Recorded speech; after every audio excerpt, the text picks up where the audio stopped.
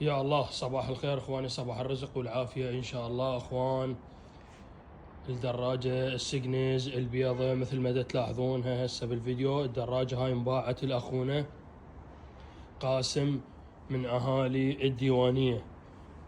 قاسم من اهالي الديوانية حول فلوسها بالكامل واستلمنا المبلغ مالتها بالكامل، والدراجة ان شاء الله صورناها ودزيناها حتى يعني اذا بيها تكحيلة هم شوفت هي. فالدراجة راح تروح نقليات إلى محافظة الديوانية ويشوف عليها كل الخير.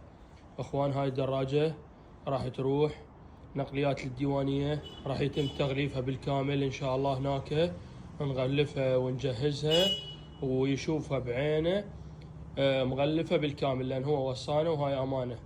أخوان نرجع وياكم بعد ما تتغلف بالكامل ان شاء الله، وراح ادزها بيد اخويا ابو يونس، راح هناك يغلفها ويجهزها وارجع وياكم. حياكم الله، ان شاء الله انتظرونا ورا التغليف.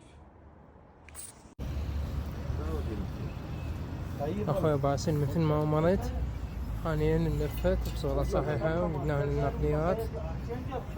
نلفت بطانية بكم وطيز على حسب الأصول حتى الراس مثل ما أمرت أخوي باسل. حتى الدوسة لفت لينه حماس. شوي عندنا شكر معك.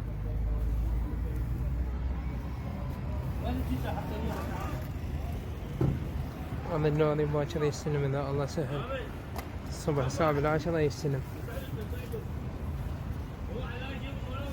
وأي نقليات تريدون موجود، أي نقليات تريدون موجود.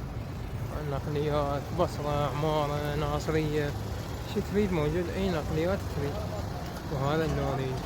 وياكم أخوكم عدي وبعث السلام للجميع.